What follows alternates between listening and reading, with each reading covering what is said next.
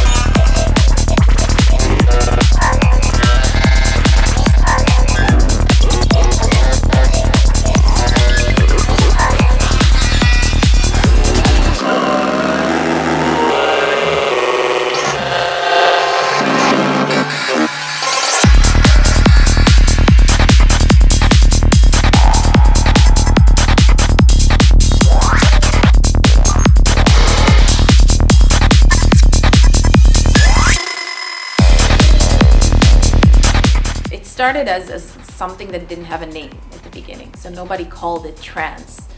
In a way, a lot of people still don't think it should be called trance or psychedelic trance. All these names are just like things that labels and journalists are inventing. But in a way, at the beginning, nobody knew, and they played a very mixed music of house, what we call now house and techno and trance. So it wasn't that structured or that divided as it is today to all these subgenres.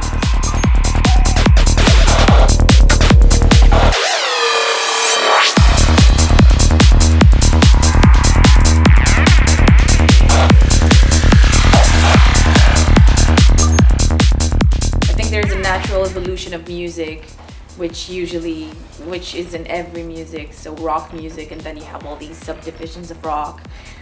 And so in trance music, it was pretty much the same. You have the veterans who think that it shouldn't be changed. You have the new generation who thinks that it should be changed.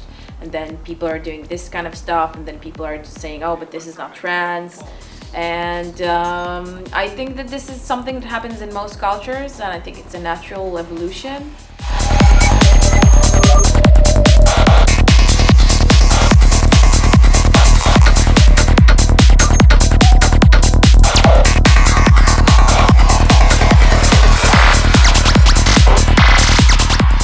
What it's like, again, it depends. If it's inside a city, if it's a festival, if it's a nature party. I can tell from my experiences in Israel that it's a really amazing adventure. I don't think that there is any kind of leisure activity that you experience such an intense feeling.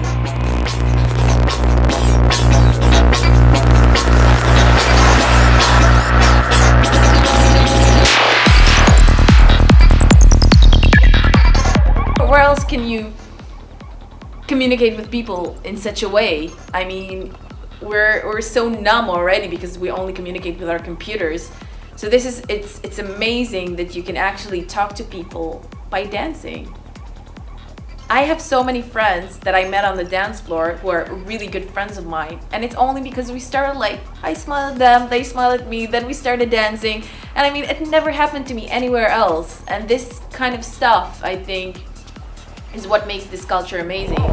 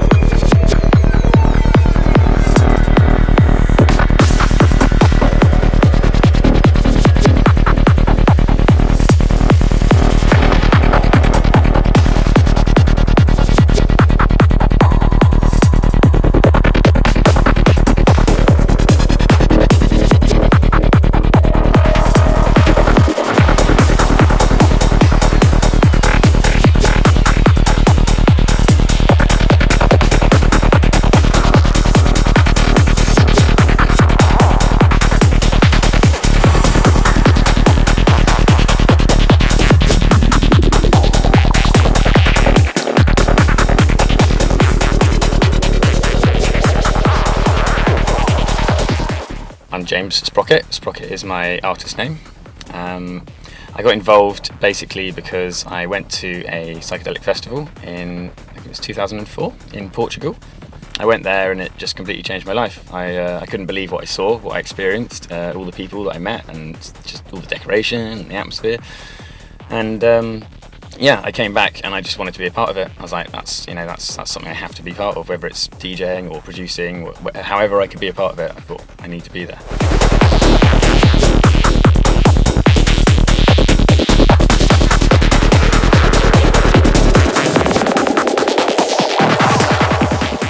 So I tend to move sort of in sync almost with the beats because of the style of music I play, which is kind of a morning kind of forest, as it's called.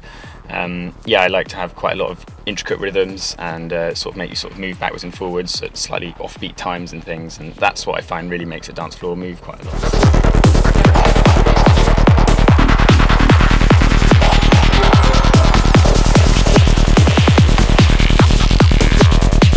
Construct my tracks. I basically I start with the easy stuff like a kick and a bass line, and I used to be a drummer, so I work on the percussion quite heavily first. I feel like if you can make just a bass line and a kick and some percussion, if you can make that sound almost good enough to dance to without any other sounds, like a groove, you get something going, then you've got a good start, and from there you can add sounds and textures and atmospheres and whatever you want really, and because you've got that good bass, you can sort of go from there.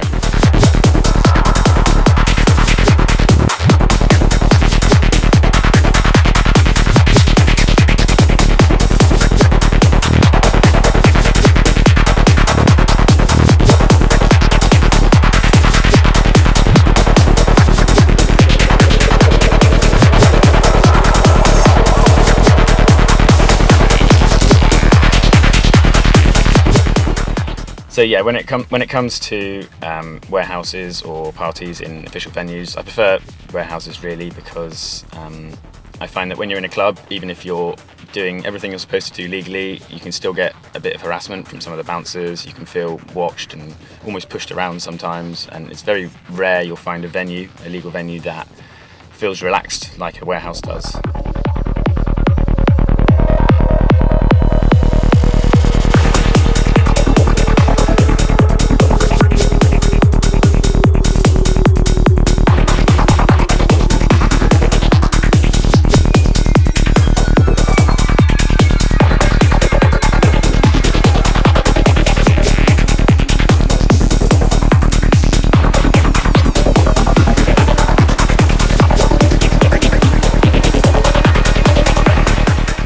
I find in London that there are lots of parties on a lot. Like every weekend there's up to 2 or 3 Psytrance parties, some slightly smaller, some try and go for the sort of the bigger idea where they have maybe different genres of music as well. There is competition, absolutely, but it depends who's running them and who's in competition with who. Like you find some promoters tend to stay friendly with others and they don't put events on at the same time, but then you find other promoters who will just purposely clash because they feel like their event's bigger and better. I know, for instance, tonight there's a very large party on. Personally, I chose to come to this one. I mean, I'm playing at this one, but I think the vibe here, the family vibe, the essence of the Psytrance community, which is what I like most about these parties, the love you get and the movement, smiles on the dance floor, that sort of stuff. I knew it would be at this party more than the other party.